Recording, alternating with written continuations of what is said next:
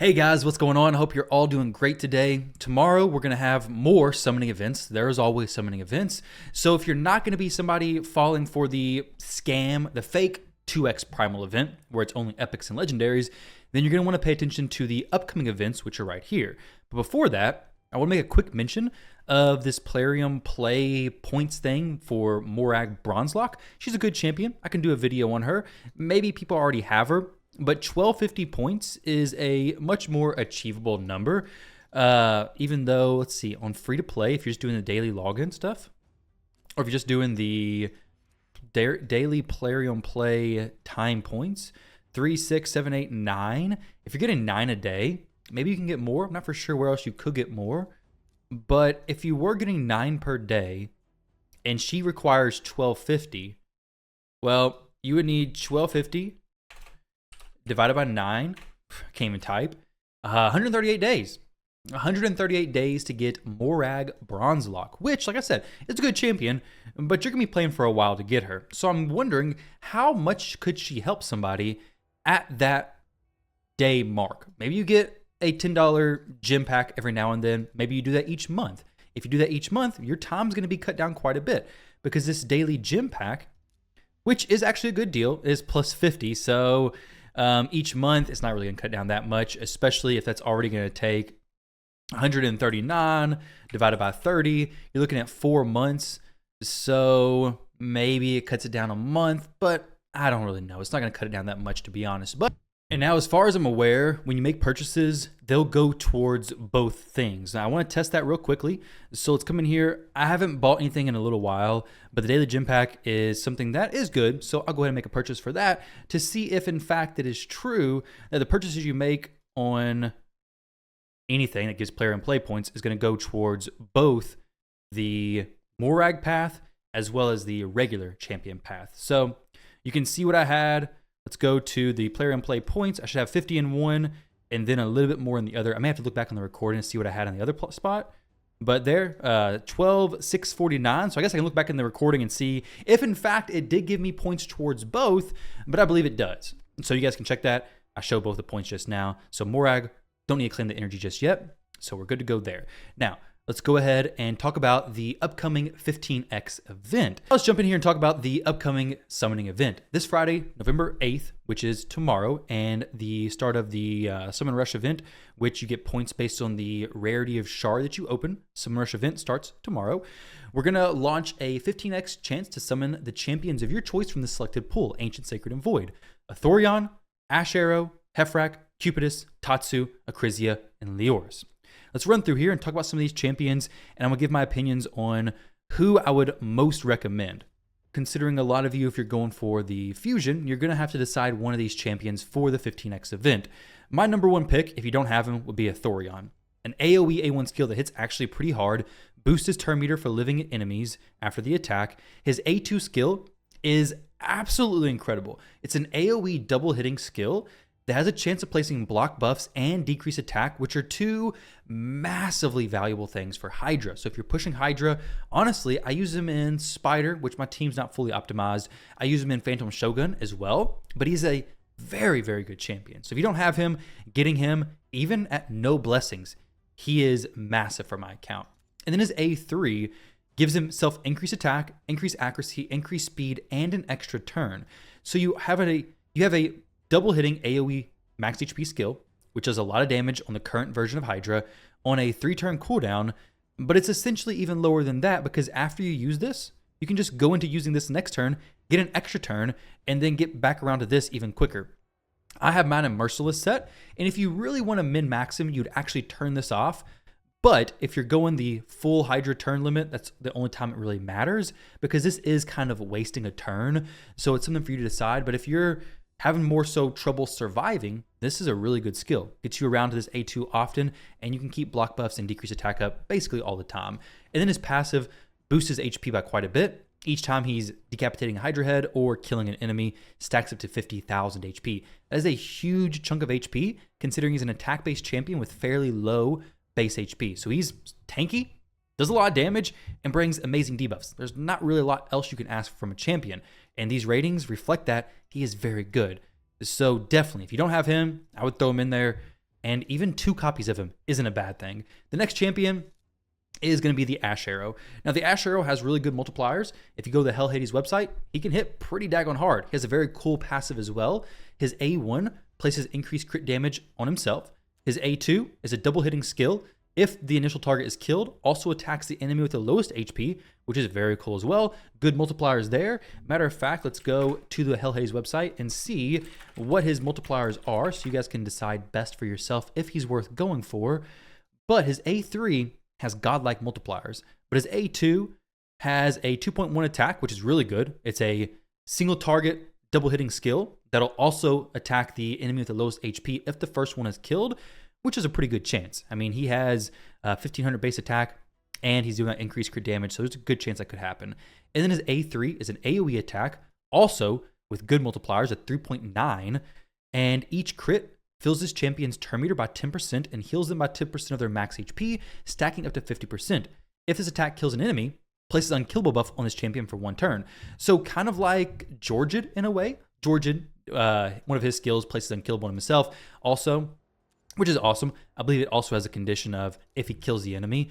This is boosting his turn meter as well on each crit, so weak hits are not going to do that. But having champions with that momentum in fights is so helpful, especially in things like live arena. It allows you to get back around to your turns quicker, and then when you pair that with his passive, he's going to be taking quite a bit of turns. So his passive says whenever this champion's or an ally's turn meter is decreased, increases the damage of this champion's next attack by 20%, stacks up to 100%. So if you have everybody on your team getting their turn meter decreased, 2, 4, 6, 8, and you're in the arena, it's going to boost the attack, or boost the damage of their next attack by 80%. That's a big damage boost when you look at this A3 skill, or if you even go with the A2. Either one's a big boost. And then his active effect, whenever this champion's turn meter drops below 25%, because of a turn meter reduction effect, places block debuffs on this champion for 2 turns and grants them an extra turn. So when you look at a champion like Armand's is going to be the champion most people consider Ash Arrow to counter. So Armand's is a barbarian. Armand's reduces turn meter and then places stun. So for the Ash Arrow, he's not going to take that stun because Armand's places the stun after the turn meter is reduced, and Ash Arrow is going to place the block debuffs after his turn meter is reduced below 25%. So it's going to prevent him from getting the stun, give him an extra turn, he can go in and counterattack. He's a good Armand's counter. However, Armand's can also just use the A3 and sheep him, and then the Ash Arrow's doing nothing. So that's something for you to keep in mind. While he counters him, it's not like a hard counter. Everything Armand's does is ignored, but he's a solid champion. Also, with a good aura for attack-based champions. And then let's take a look at the next champion in this 10x, or this 15x. So if you summon a legendary, your next one's going to be a boosted chance to summon the one you're actually looking for. I believe even if you summon, say, Wallmaster, you're actually going to get a 20x chance to, I think, summon him again, but you can't actually summon the same legendary back-to-back anyway. So you'd have to summon another legendary and then go to 25x, but either way, you're probably not opening that many shards for that to actually matter. But the next champion is Hephraak. Hephraak, I'm not going to spend as much time on him. He's been in the game for a while. I use him. He's good. He's great for countering those speed arena teams that use bombers potentially, like Nishak. He's pretty good to counter that. He's good versus like Wukongs. He's good versus champions who are going to kill somebody pretty quickly. He's very good in Stone Skin, and you typically want to have him so that he's in Stone Skin actually surviving, and then somebody on your team is actually going to die. With Sun Wukong, works out great because Sun Wukong is relatively low HP, dies relatively easily. He's going to come back, which is fine, and Hephraak's just going to counterattack, and he can hit hard. This A3, he's going to give himself increased attack and increased crit rate, plus extra turn going into this A2. And if we're talking about the Ash Arrow having high multipliers, well, Hephraak also has some pretty daggone high multipliers, especially when you consider that his A2 skill is going to be ignoring 15% of the target's defense, but also places an extra hit, AoE, if they're under 50% HP, which that first hit, very likely to get them below 50% HP. So 3.6 multiplier, potential double hitter. It's a very solid skill, especially since his passive, if somebody dies, is going to be activating this A2 and not putting it on cooldown. So we'll not put this skill on cooldown. It's an awesome skill, lower to 4 turns, get and take plenty of turns, he's good. I have a +3 Hephraak. I wouldn't mind a +4, but honestly, the reason why I don't use mine that much is because the blessings are just kind of low. If I had higher blessings, I'd probably use them more. But he's a solid champion. A lot of fun. I may actually try him out once we finish the talks of these other champions, if you guys want to see it, which I guess you can't really give your opinion right now. But the next champion for this 15X is Cupidus. Now, Cupidus is a champion who I got some notes over here for, but he's basically really good if you have Venus.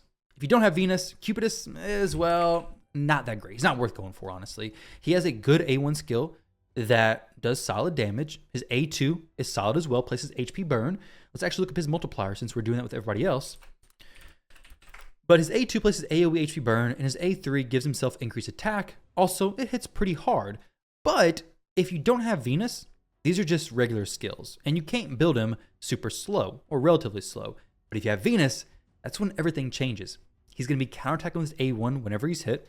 He's going to be just a much, much more solid, impactful champion. He's not bad by himself, but when you compare him to the other champions in this 15X, I just wouldn't be using him. But if you have Venus already, then Cupidus could make for a very solid Hydra team. Matter of fact, I currently use him in Hydra. But his A2 has a good multiplier, his A1 has a good multiplier, and his A3 hits hard as well. So he hits hard, but it's just not the same if you have Venus. If you have Venus, he is so good. Matter of fact, let me see.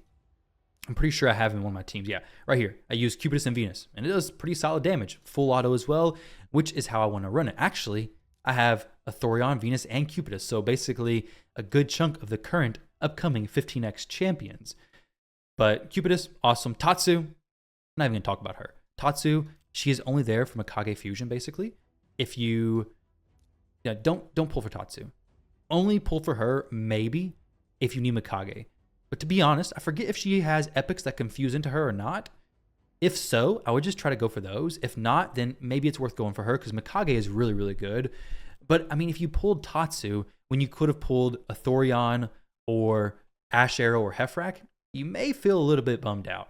So that's up to you. But Tatsu, I don't like her that much. And I have a few copies of her.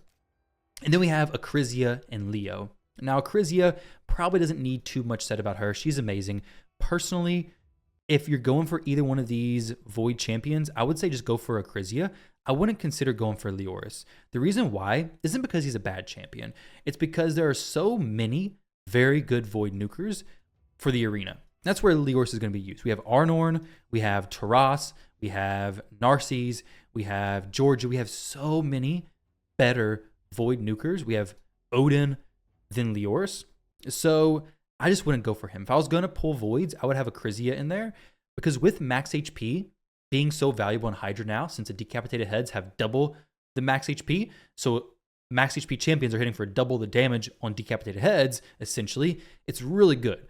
So Acrizia is awesome. She's also good for some PvE content. Well, she's a PvE champion. Don't really use her in the arena, but for some other areas in the game, she's very solid for just general dungeons. But for Hydra, she's definitely a solid champion. Leo, he's good. I just wouldn't waste the 15X on him when there's better Void nukers than him. He's good, but to get him to really hit hard, you gotta have him low HP with increased attack, or if he's high HP, make sure you have increased attack. No increased attack and no HP damaged, he just doesn't hit that hard. Unless he's like really maxed out, he just doesn't hit that hard. And then down here, I believe all these champions are Mikage Fusion champions. I'm not 100% sure, but none of them are really that worth going for, in my opinion. If you're going for an epic, I would wait for like a better 15X event. But Shamael is definitely worth going for if you don't have him. If you want to pull some Voids for Acrizia, then having Shamael in there is just a no-brainer. Definitely do that.